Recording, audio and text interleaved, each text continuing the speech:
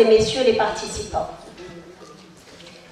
Quelque chose se passe ici à la Manouba. L'intelligence collective, la persévérance et un brin de folie créateur originel ont fait naître ici, à l'université de la Manouba, une formule de rassemblement scientifique d'un genre nouveau, d'un genre inédit, un type de rencontre que nous espérons fécond et contagieux. Le tout a débuté en 2012. Notre mandat électif commençait à peine. Pour une équipe portée par ses pairs à la tête d'une des universités tunisiennes après la Révolution, la question du rôle d'une université en matière de promotion de recherche scientifique se posait avec force. Que pouvait faire cet assemblage d'établissements ressemblant davantage à des îlots volcaniques aux identités multiples et fortes pour créer une identité, pour fabriquer une image, pour exister? Que pouvait faire cet assemblage de facultés, d'écoles et d'instituts pour créer de la cohérence et de la cohésion? Que pouvait faire cet assemblage de plus que ce que fait chaque chercheur dans son effort solitaire ou dans son travail en communauté pour réaliser ce que la société attend aujourd'hui de la recherche à l'université? L'idée du symposium est née pour répondre à cette attente collective. Les thèmes se sont succédés depuis 2012. Transdisciplinarité, territoire, représentation, ordre et désordre, et aujourd'hui, temps court, temps long. L'objectif central de la formule symposium est toujours le même: fédérer les disciplines scientifiques, associer les établissements, rassembler les enseignants-chercheurs, les étudiantes et les étudiants autour d'une manifestation au cours de laquelle chacune et chacun aurait quelque chose à dire, à entendre, à voir, à débattre, à comprendre. Créer un moment de rencontre et jouer la carte de la transversalité. Cette manifestation scientifique travaille depuis 5 ans à décloisonner les disciplines, à rapprocher les publics universitaires et à relier le savoir aux besoins et aux attentes de la société. En somme, nous cherchons à créer des ponts au-dessus des frontières disciplinaires pour contribuer à former des citoyens capables de transformer le monde. La transversalité a progressé avec le temps et avec l'expérience. Chaque session a permis de donner à ce slogan une application plus marquée dans la conception. Mélanger conférences et tables rondes, ateliers d'écriture et débats de méthode, questions théoriques et enquêtes de terrain, croiser les disciplines, comparer les méthodologies, créer des passerelles entre les îlots qui composent le vaste espace de l'université de la Manouba. Tel est l'objectif du comité d'organisation. Ceci n'a pas été facile. Ceci n'a pas été parfait. Des progrès sont encore possibles. Les disciplines n'adhèrent pas toutes de la même manière et la même intensité au projet. La publication des textes antérieurs tarde, car les formes éditoriales changent.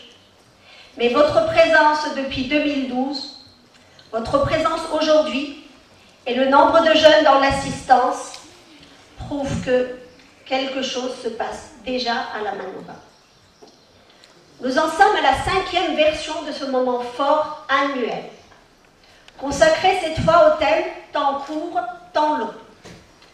Après ordre et désordre, nous avons opté pour ce binôme associé au temps, car il nous semble résonner dans les sciences dures, sociales, techniques, comme dans les littératures et les arts. Il est également très présent dans notre vécu et dans notre actualité politique. Il traverse nos débats et travaille beaucoup d'ouvrages et d'articles majeurs dans le pays.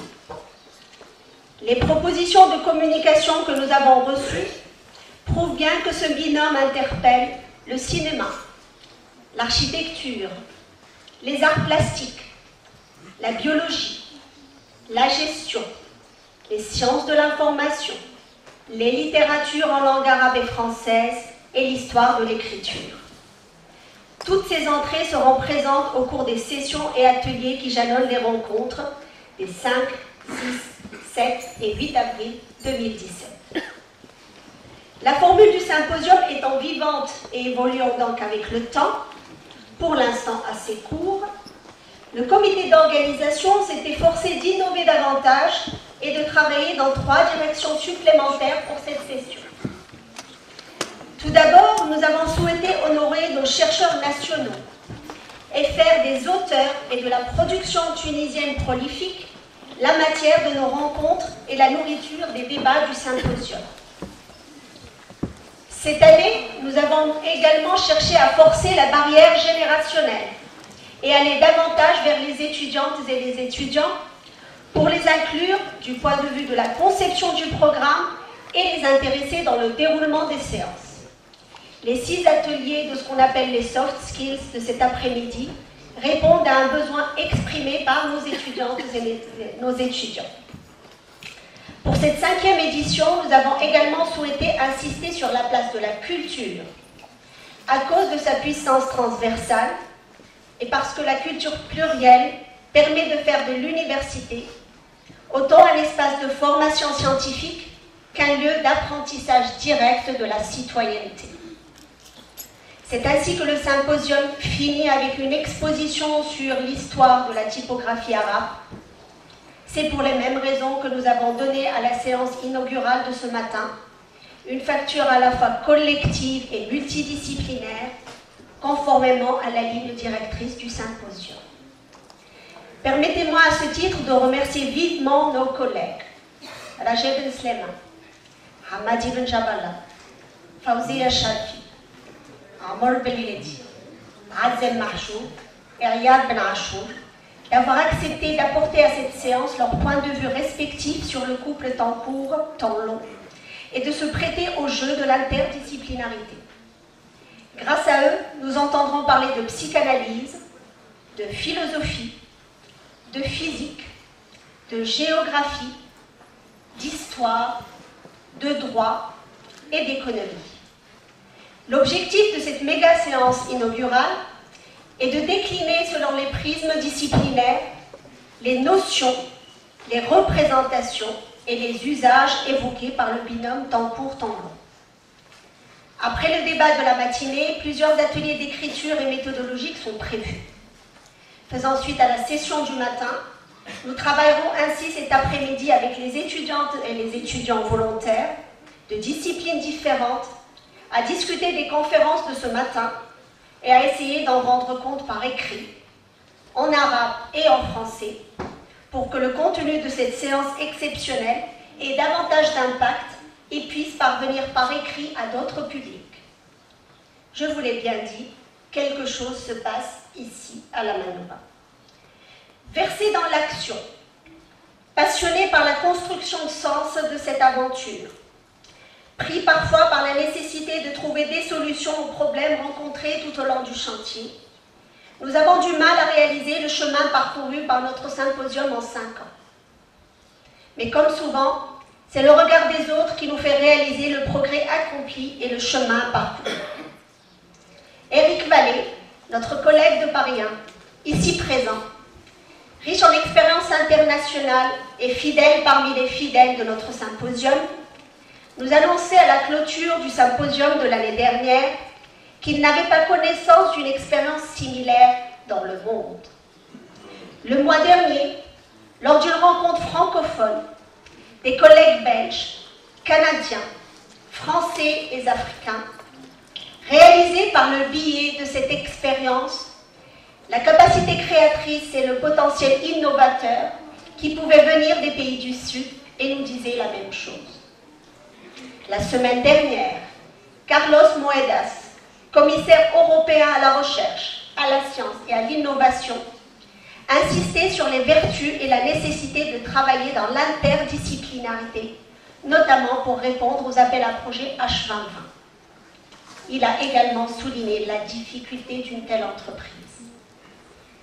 Travailler pendant une année pour rassembler pendant près d'une semaine des jeunes et moins jeunes chercheurs de disciplines différentes d'une même université autour d'un objectif et d'un objet de recherche commun pour la 5e année consécutive est un sacré défi. Nous devons être fiers de l'avoir posé et de l'avoir relevé, même si ce n'est encore que sur le temps court. Chers collègues, chères étudiantes, chers étudiants, je préside le comité scientifique de cette manifestation pour la dernière année. Même si je ne le dis pas sans émotion, je ne m'inquiète pas. L'idée me semble avoir mûri. L'apprentissage s'est fait par l'action et la formule continuera son chemin.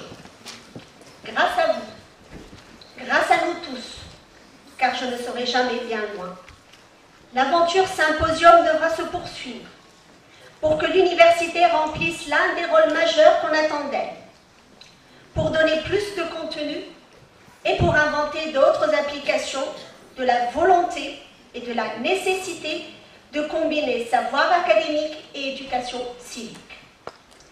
La formule a déjà donné, ici, à la Manouba, naissance à 4 projets de recherche co-construits dans l'interdisciplinarité. Campus intelligent et durable, ville inclusive, innover en humanité et jeunesse en transit. 4 thèmes qui ont été discutés et enrichis lors des traits d'union scientifique qui préparent la tenue de ce symposium. Ces 4 thèmes seront présentés au public le vendredi 7 avril après-midi à la session de clôture, session à laquelle nous vous souhaitons également nombreux pour faire le point avec nous et recueillir vos critiques et suggestions pour la suite. Nous avons toujours souhaité cette manifestation ouverte à tous les publics et à toutes les universités, car nous croyons que le défi de la transdisciplinarité est un défi majeur à relever collectivement, à l'intérieur de l'université et en dehors.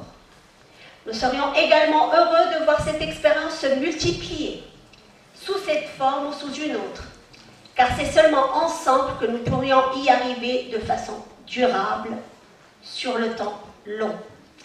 Relever les défis de rassembler, de réfléchir et d'agir collectivement et localement pour ambitionner, peser globalement.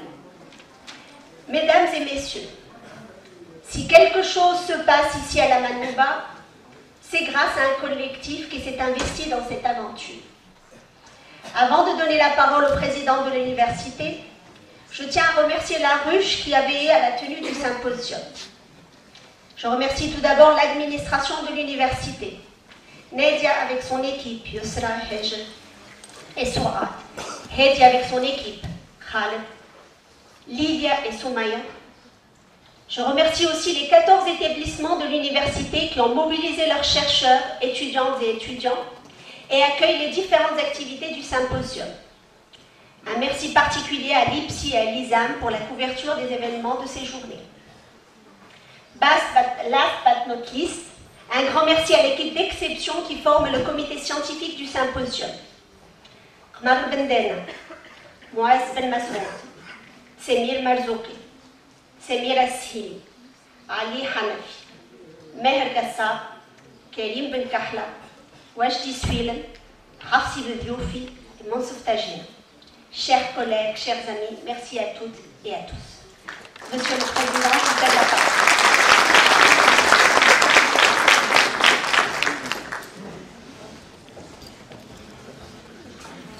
ضيوفنا المباشرين، زميلاتي زملائي، طلبتنا المتميزين المتألقين، يسعدني في هذه الكلمة أن أرحب بكم جميعا وأن أعبر عن ابتهاجي بصفتي باحثا أولا ثم رئيسا الجامعة لبلوغ هذا الملتقى سنته الخامسة، وهذا أمر ليس بالهين لأننا نعرف أن الحديث في أوساطنا عن تضافر الاختصاصات وتفاعلها حديث سهل، ولكن تحويله إلى ملتقيات حقيقية وأعمال منجزة أمر صعب جدا، بحكم سبب بسيط جدا، هو أن المؤسسات وجدت قبل الجامعة، في حين أن في كل المنظومات الدولية للتعليم العالي الجامعة هي الأساس. إذا هذا قدرنا، وعلينا أن ننتقل من الانغلاق على الأقسام فالمؤسسات إلى فتح كل هذا بعضها على بعض من أجل جامعة حقيقية ومن أجل جامعة منتجة بهذا التهجين، بهذا المزج، بهذا التداخل، منتجة لمعارف جديدة. هذا رهان من رهانات هذا الملتقى عند تأسيسه، وشكل من الأشكال التي فكرت فيها الجامعة، وفي الحقيقة يعود الفضل إلى جهينة غريب في التصور وفي مع جملة من الزملاء. من الرهانات الأخرى أيضا أننا في تونس من أمراضنا أننا لا نعرف بعضنا البعض، ننتمي إلى نفس المؤسسة وأحيانا إلى نفس القسم، ولكننا لا نعرف ماذا يفعل هذا وماذا يفعل ذاك. هذا الملتقى على الأقل بناء على أشياء ربما تكون جزئية، نبني بالتراكم إمكانية التعارف والتلاقي، لأن في هذا التعارف وفي هذا التلاقي إمكانية لنشأة شيء جديد. هذا مرض تونسي علينا أن نعالجه شيئا فشيئا حتى نغير العادات، خصوصا لدى الطلبة الجدد الذين يمثلون مستقبل الجامعة. بطبيعة الحال تحدثت جهينة مطولا، ولا أدري من أين تأتي بالفصاحة كلها، وأنا لا يذوب على فم التعبير، ولكن قلت لم تترك لي شيئا، ثم إنني أقول لكم حين اقترحوا علي الموضوع رفضته، ولكن وقع عناد وإصرار، خاصة أمام قمر بندانة التي تأتينا كل يوم ب20 فكرة جديدة فتذهلنا وتدوخنا، ولكنها في الأخير بعنادها تتمكن من فرض رأيها. على كل، مرحبا بكم. أرجو أن يكون هذا الملتقى فرصة أخرى للتلاقي. الطريق ما زالت طويلة، ربما من إنجازات هذا الفريق الذي عمل مدة دورتين أنه أوجد شيئا. نرجو للفرق القادمة، يعني في السنة المقبلة لن أتكلم في هذا المنبر، أرجو للفريق القادم في تسيير الجامعة أن يواصل هذه الفكرة، لأن فيها شيئا مما يمكن أن يمثل أملا جديدا في جامعتنا، خصوصا أننا نشهد في تونس اليوم حركية ثقافية، حركية أكاديمية مهمة، علينا أن نصغي إليها وعلينا أن نطورها. ودور الجامعة رغم كل الصعوبات والمخاوف والترددات والاضطرابات في المرحلة الانتقالية، أعتقد أن دور الجامعة دور مركزي في تثبيت الجميل والثابت علميا، والحفاظ على رأس المال الرمزي لبلادنا. ورأس مالنا الرمزي هو في الثقافة وفي المعرفة. تتغير الأنظمة، تتغير الوضعيات الاقتصادية، تتغير الأحزاب، ولكن ينبغي أن تظل المعرفة وأن تظل الثقافة النسيج الرمزي والقيمي والعلمي الذي يشد هذه البلاد.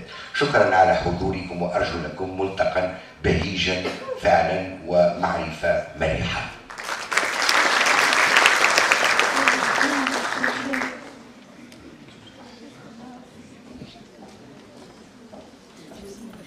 Merci, Monsieur le Président. Donc, tout de suite, la parole à nos chers invités. Nous invitons donc Sabajet, Siayad, Hamadi,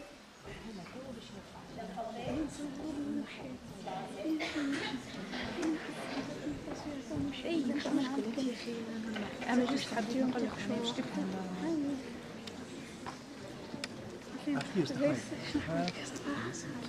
بديتاي نعطي كل شيء.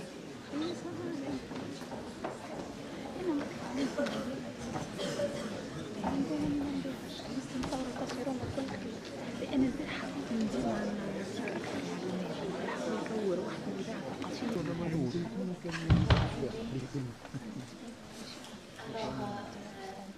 le Président de l'Université,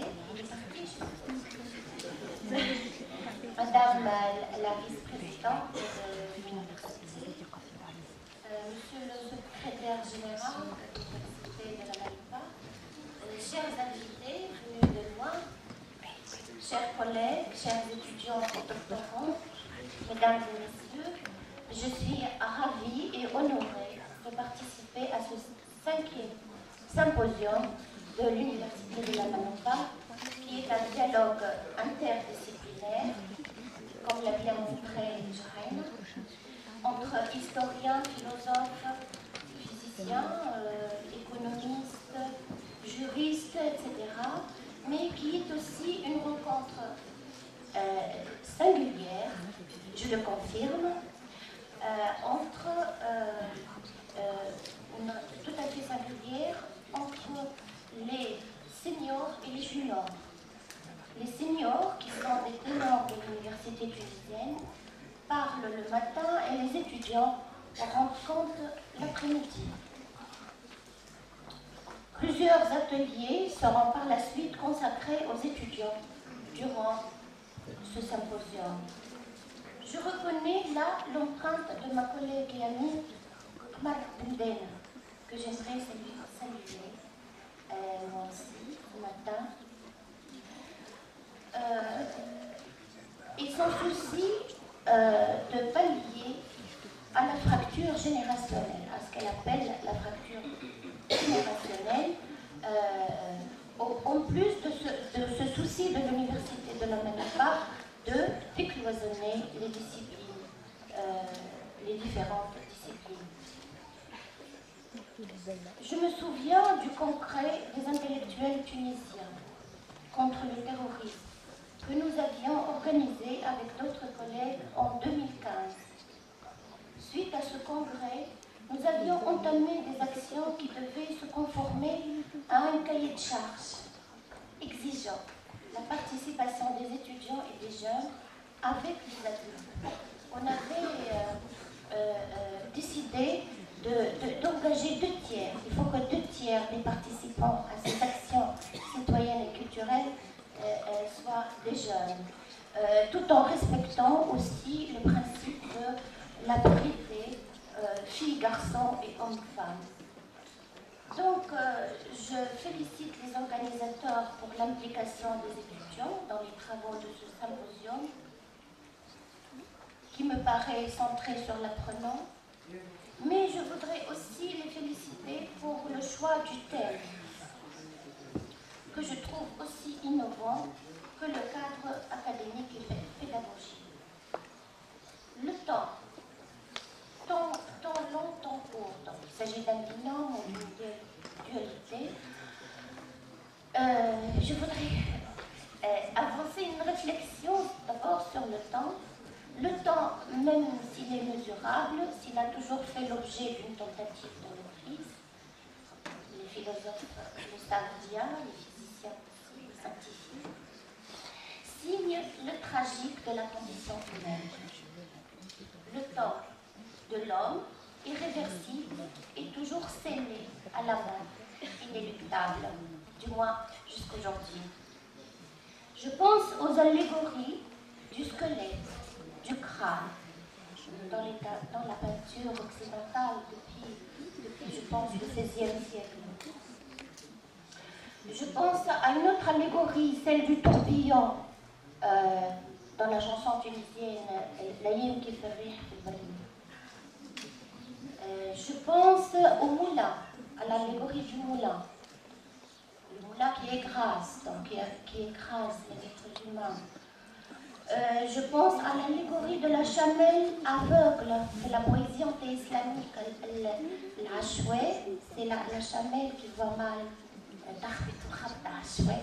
Et tout le mot ashoué, ça veut dire arbitraire. Donc on figurait le temps et la mort en même temps par ces allégories. qui relève du tragique. Je pense aussi à la notion du dahl, que notre professeur Mohamed Abdeslam, à qui je ne sais pas pourquoi j'aimerais saluer ou rendre hommage aujourd'hui. Donc la notion de dahl était traduite par notre professeur par le temps destin. Dahl, c'est à la fois le temps, mais le destin, qui scelle donc la destinée humaine à la mer. La dualité ou le binôme, objet de notre symposium, temps court, temps long, n'est pas sans évoquer ce tragique. Car le temps de l'homme est toujours bref, court. Je pense au petit texte de Sénèque, de la brièveté de la vie. Je pense au temps des hommes qui est plus court que celui de la terre. Et le temps de la terre qui est encore plus court que celui de l'univers. La planète Terre, paraît-il, date de 4 milliards 600 millions d'années. Je parle sous le contrat de Fawzia. Les premiers êtres, la vie date d'un peu plus de 3 millions d'années. Les premiers êtres pluricellulaires datent de 2 millions d'années. Mais l'Homo sapiens n'est vieux que 295 000 ans, à peu près 200 000 ans. Par-delà le tragique de la condition humaine, ce binôme est peut-être un analyseur transversal que nous retrouvons dans toutes les disciplines. Cette séance plénière le montrera certainement. Le temps court de l'événementiel, sonnant et clinquant, et le temps lent des mouvements profonds chez Fernand Braudel. Fernand Braudel parle de l'événementiel comme étant une couche superficielle. Il emploie l'adjectif de clinquant et celui de sonnant. Il y a aussi le temps lent de la phylogénèse et le temps court du moi individuel chez Freud, le fondateur de la psychanalyse. Et actuellement, pour nous, les Tunisiens qui vivons cette transition démocratique difficile, mais indispensable, et certaine en même temps, le temps court des individus et le temps long des États et des peuples. Ce qui nous ramène encore une fois au tragique de la brièveté de la vie. J'entends autour de moi la question, et c'est moi-même qui me la pose aussi. Verrons-nous un jour une Tunisie stable et prospère? Je mets fin à ces évocations légères pour donner la parole à ceux qui nous font l'honneur d'être ici avec nous. Madame Fawzia Charfi, c'est Hamad Ben Jaballa, c'est Azel Mahjoub, c'est Arnaud Biedi et c'est Ryad Nachour. Je donne d'abord la parole à Hamad Jaballa, éminent professeur de philosophie, qui va nous parler du temps du corps, temps de l'esprit.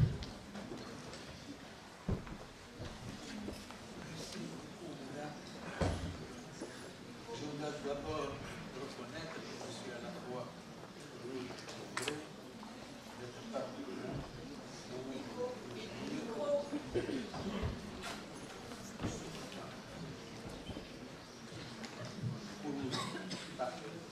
Pour vous dire ce qu'il est possible de penser à propos de ce couple, tant de l'esprit, tant du corps. Je dois d'abord également remercier les collègues de l'Université de Manova qui ont bien voulu avoir la gentillesse de me permettre d'être parmi nous. Je n'ai au fond que quelques questions à développer. C'est à nous tous par la suite ou à chacun d'essayer de s'exercer d'y répondre si jamais une réponse est possible. Allez, comment, à l'heure actuelle, comment décloisonner les différentes dimensions de l'expérience humaine sans les confondre? Comment les distinguer sans les séparer? Comment repenser autrement ce que nous avons toujours pensé sans s'en tenir au schéma, une tension entre affect et intellect, sacré et profane, humain et divin, mythe et science, Athènes et Jérusalem, Orient et Occident. Autant de préjugés à repenser fondamentalement.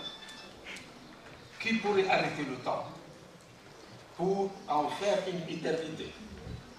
Qui pourrait empêcher l'éternité d'engendrer le temps, ou le continu de donner lieu au discontinu? L'anthropos, le microcosme, a cru des siècles durant que son cœur bat au rythme du cosmos, du macrocosme. Le temps de son esprit répond à celui de son corps. Comme le corps, l'esprit naît, se développe, mûrit et se corrompt. Chez Aristote, tout comme chez Ibn Sina, la psychologie est un chapitre de la physique. Donc, et dans la scala naturae, l'échelle de la nature, il n'y aurait que des différences de degrés et non des différences de nature. Une hiérarchie et non des ruptures. La musique de nos instruments mire ou se mire, comme chez Platon et Kepler, dans celle des sphères célestes, dans la musique des sphères célestes. Nous avons affaire à la même chose. Les rapports géométriques étant les mêmes entre sons harmonieux des symphonies et mouvements célestes uniformes. On a pensé retrouver une harmonie similaire entre le temps de l'esprit et le temps du corps, au moins un parallélisme. À la suite de Darwin, Haeckel a hardiment soutenu que dans le ventre de sa mère, le fœtus récapitule tous les mouvements, tous les moments de l'évolution de son espèce. Le temps court résume tout le temps long. Auguste Comte, sans s'engager dans cette voie, qu'il ignorait d'ailleurs, a pensé retrouver le primitif dans l'enfant, l'ancien dans le nouveau, les temps primordiaux dans le temps que nous vivons. Il a pensé retrouver les premiers sourires de la raison humaine, l'esprit mythique, magique, théologique, dans la pensée infantile. L'innocence du sauvage, chez Rousseau par exemple, son animisme, son vitalisme, son mysticisme, son anthropomorphisme se projettent dans la psychologie de l'enfant. En général, l'ontogenèse est une philogenèse en miniature. Le devenir de l'individu est en miniature le devenir de toute son espèce. Bien que dans un autre esprit, Freud trouve que pour expliquer le comportement individuel et collectif, surtout le retour du refoulé, tel que la présence du primitif au cœur du civilisé, il est difficile, et d'ailleurs nous venons d'en faire la même expérience. Comment très vite le retour du primitif parmi nous. Alors, Jean Piaget montre aussi qu'avant 14 ans, la pensée physique de l'enfant est de part en part aristotélicienne. Nous sommes tous aristotéliciens jusqu'à 14 ans. Et que la mécanique classique de Newton n'est abordable qu'après l'âge de 14 ans. Là, vous voyez, il a fallu 20 siècles de théorie physique pour que l'humanité admette le principe d'inertie qui est le fondement de toute notre mécanique. Pour ce bel exposé, il rappelle certaines idées philosophiques sur l'anthrogenèse, la philogenèse, sur l'esprit et le corps, sur le principe du plaisir qui ne connaît pas le temps, et je dirais aussi que l'inconscient ne connaît pas le temps d'une manière générale.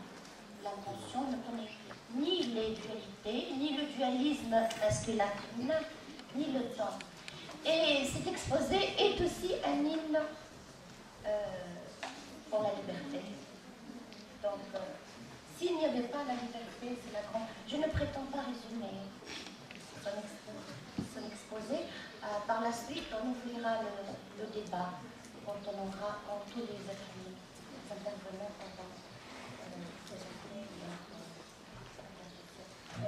Je passe la parole tout de suite à Madame Fawzia Chafi, je fais de la discrimination positive. Elle est secrétaire d'État à l'enseignement supérieur dans le gouvernement après la Révolution, professeure de physique à l'Université de Tunis, ancienne directrice de l'IPEST et membre du comité scientifique de la Cité des sciences de Tunis, auteur de publications sur le thème Sciences et religion et les propriétés électroniques et optiques des semi-conducteurs. Voilà, Merci. Merci. Je suis très heureuse d'être ici, donc dans cette université de la Manouba. Et je voudrais remercier Kemal Bendena de m'avoir sollicité pour participer donc, à ce symposium, tant court, tant long, savoir, société et politique. Et je me propose de développer le thème temps atomique versus temps de l'évolution cosmique. Alors c'est clair que je vais faire un peu de physique quand même, puisque c'est un symposium multidisciplinaire, mais j'essaierai de vous attirer vers les sciences exactes, puisque les physiciens ont très peu l'occasion d'avoir un public, on va dire, non versé dans les mathématiques et la physique. Alors, ce que je me propose de faire, c'est de mettre face à face les temps courts, très courts, qui caractérisent des processus au sein de l'atome, qui sont de l'ordre du milliardième de seconde, ou la nanoseconde, ce qu'on appelle la nanoseconde, voire encore plus court. Et je vais opposer donc ces temps très courts au temps long, de l'ordre du milliard d'années, Lager en a parlé tout à l'heure, milliards d'années qui interviennent dans l'évolution cosmique. Alors nous verrons à cette occasion comment les avancées scientifiques sont sollicitées au service d'un monde qui veut aller vite, très vite, toujours plus vite, et en quoi cette course effrénée vers l'instantané pour une information en temps réel est oublieuse du temps long, celui de la construction, c'est bon, celui de la construction du savoir scientifique qui en est à la base. Pour commencer, il est bon de préciser ce que le physicien veut signifier par le concept de temps. Un concept bien difficile à définir. Alors Pascal, comme beaucoup d'autres, s'interroge dans son ouvrage intitulé « De l'esprit géométrique » sur, je cite, « ceux qui veulent définir ces mots primitifs, et le temps est de cette sorte. » Je cite Pascal. Qui pourra le définir? Et pourquoi l'entreprendre, puisque tous les hommes conçoivent ce qu'on veut dire en parlant du temps, sans qu'on le décide davantage. Cependant, il y a bien de différentes opinions touchant l'essence du temps. Les uns disent que c'est le mouvement d'une chose créée, les autres, la mesure du mouvement. Et Pascal ajoute, ce n'est pas la nature de ces choses que je dis qui est connue de tous, ce n'est simplement que le rapport entre le nom et la chose.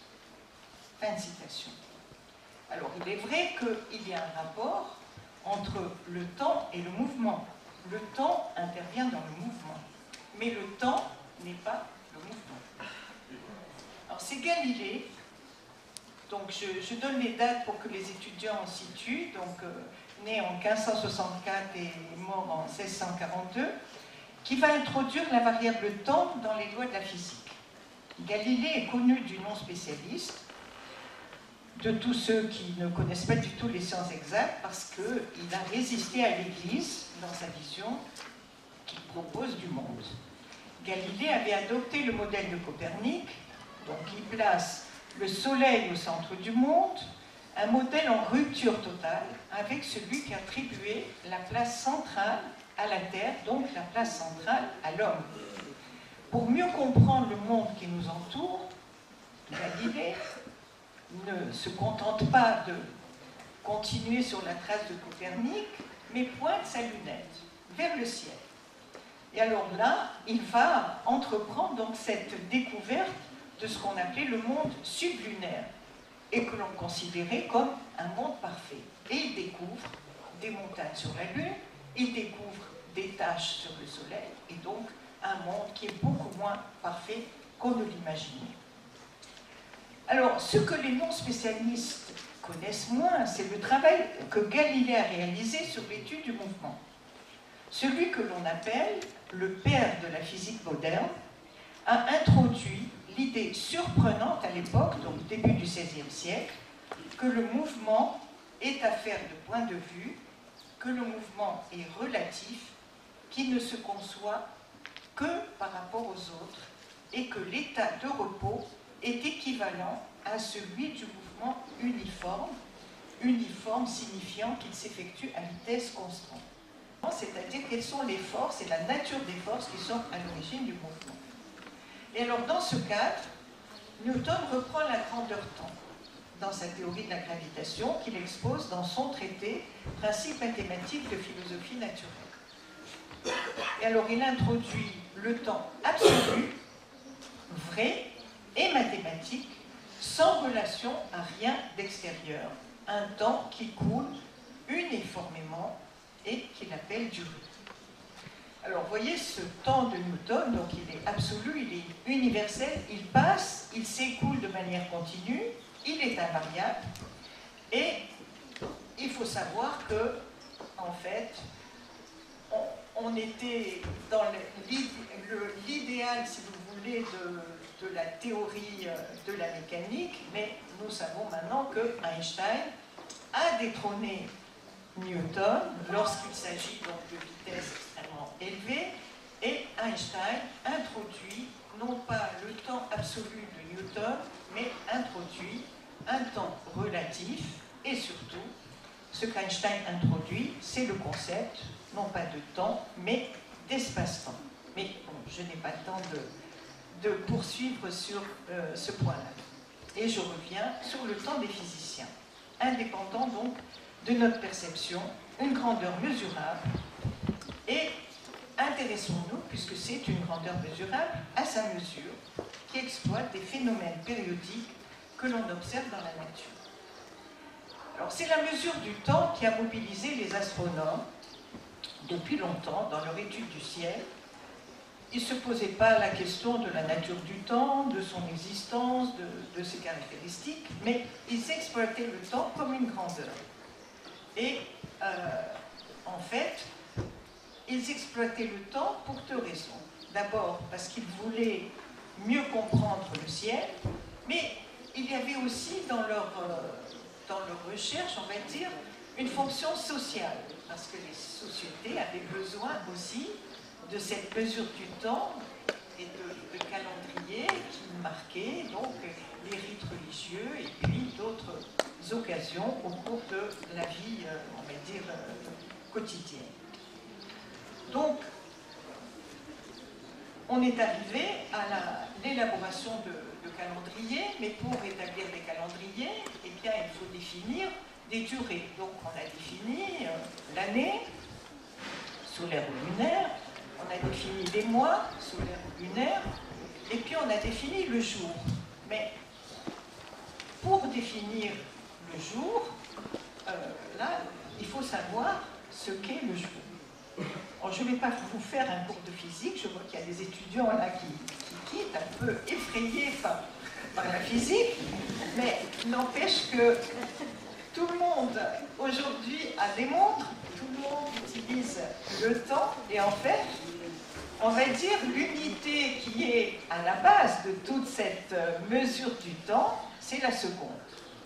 Alors, on peut penser qu'au fond, c'est très facile. La seconde, c'est quoi? Eh bien, la seconde, c'est la 86 400e partie du jour solaire. Bon. Donc, c'est très facile. Un jour, c'est 24 heures. 24 heures, l'heure, c'est 3600 secondes. Eh bien, ça y est, on a défini la seconde. Mais voilà, le problème, c'est que, encore faut-il que cette unité soit acceptée par tous. Alors là, cette seconde dont je viens de parler, c'est l'unité la première unité qui a été adoptée à l'échelle de la Terre.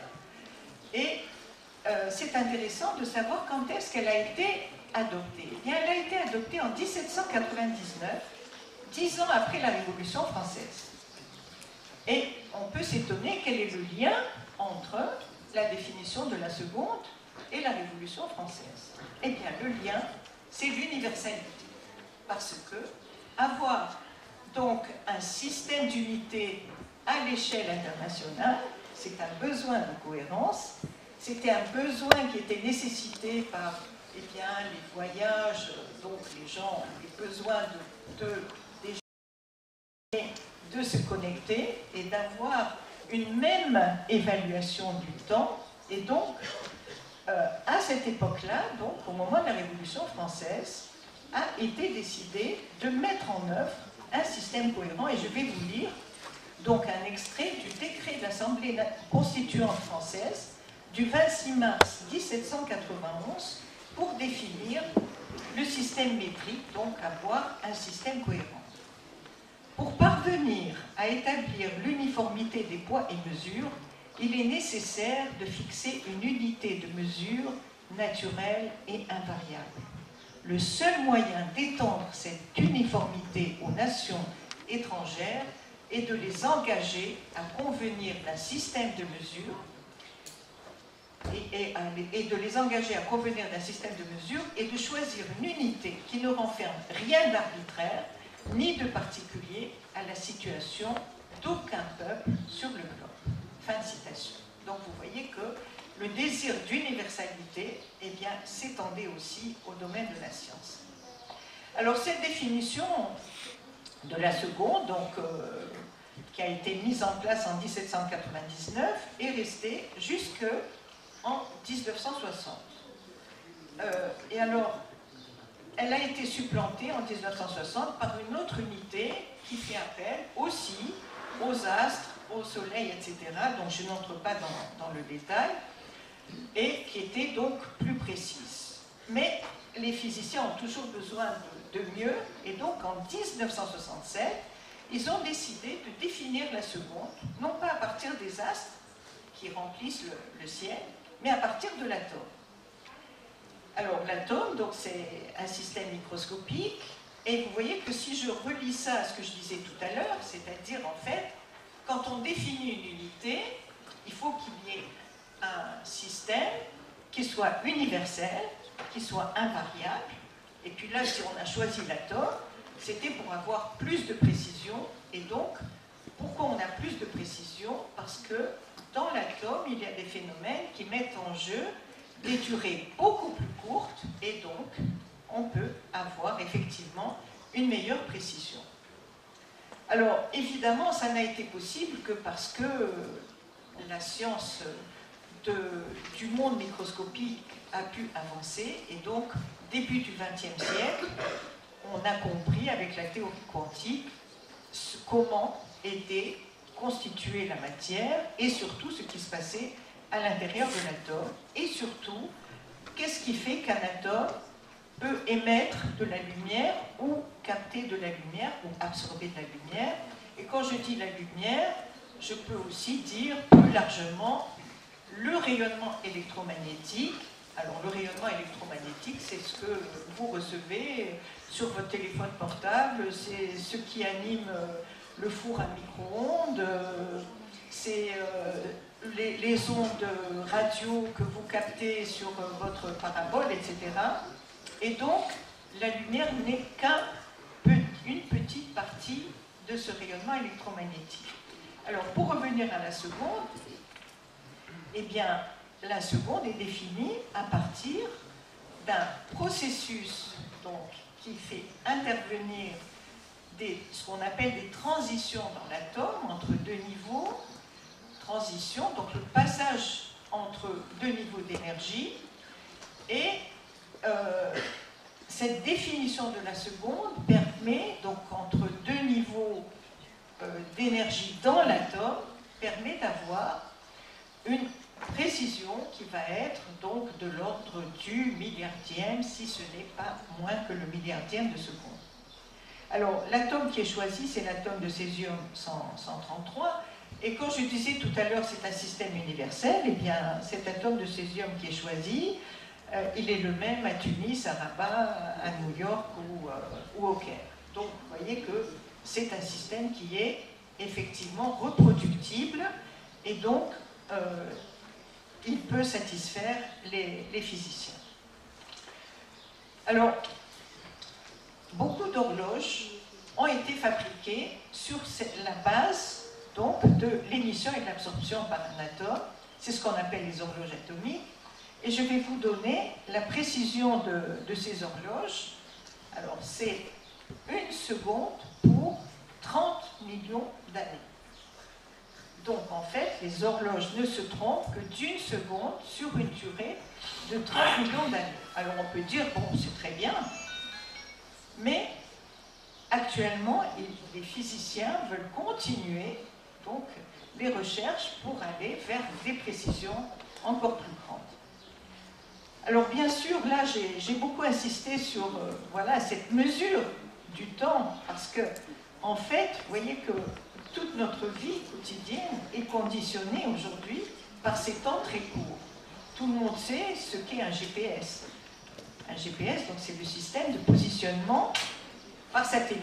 Eh bien, ce système de GPS est basé justement sur le fait qu'on a des capteurs sur des satellites et ces satellites disposent d'horloges atomiques, c'est-à-dire d'horloges extrêmement précises, puisque le principe du positionnement, c'est de mesurer les durées.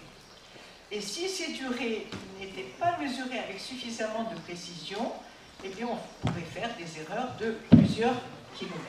Donc vous voyez que les physiciens ne sont pas fous. S'ils sont allés aussi loin dans la course pour la précision, c'est qu'il y avait aussi des enjeux technologiques et des enjeux importants aujourd'hui.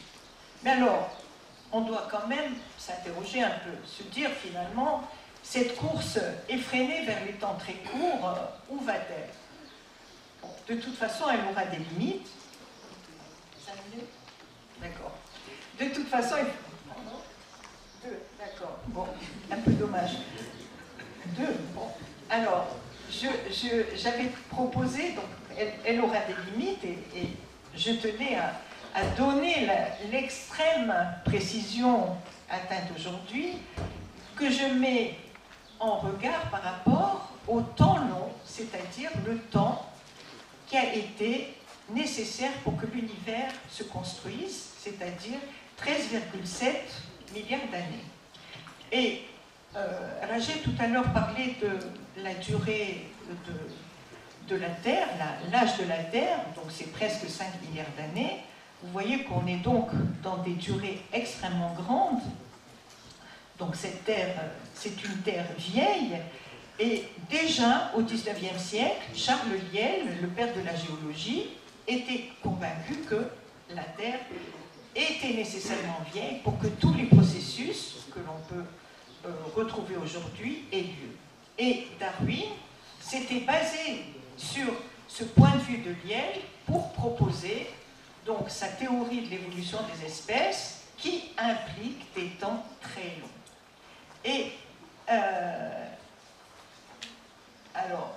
Et Darwin, donc, qui a bien étudié les espèces, etc., en fait, a dû se battre en son temps, puisque la théorie d'une Terre vieille n'était absolument pas acceptée par beaucoup au XIXe siècle.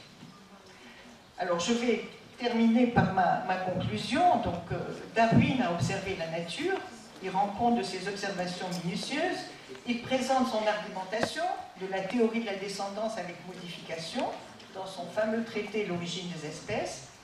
Il place l'étude de l'évolution des espèces, donc il propose sa théorie de l'évolution des espèces contre ceux qui pensaient que les espèces étaient immuables,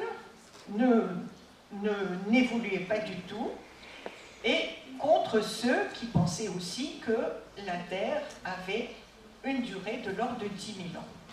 Alors on a désigné Darwin comme étant le Newton de la biologie. Chacun d'eux est à l'origine d'un tournant conceptuel important et laisse un héritage scientifique incontesté, comme la théorie universelle de Newton, de la gravitation universelle de Newton. La théorie de l'évolution de Darwin fait partie des grandes avancées qu'a connues l'humanité.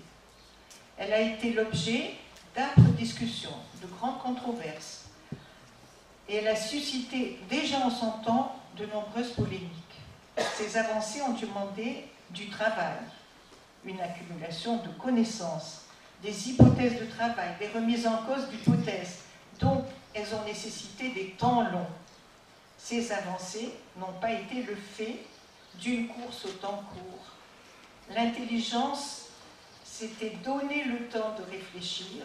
Inspirons-nous alors de ceux qui nous ont laissé un héritage culturel si riche. Je vous remercie.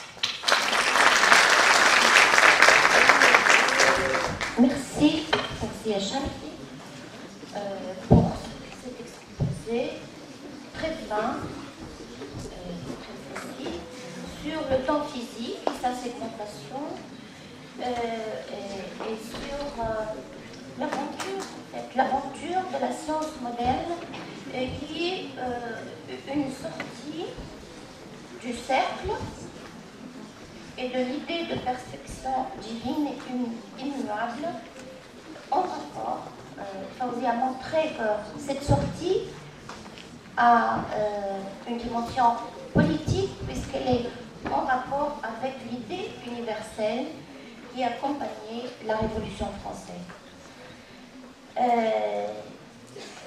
Je m'excuse de vous avoir interrompu parce que nous sommes déjà en retard et on va écouter les autres intervenants. Le troisième intervenant est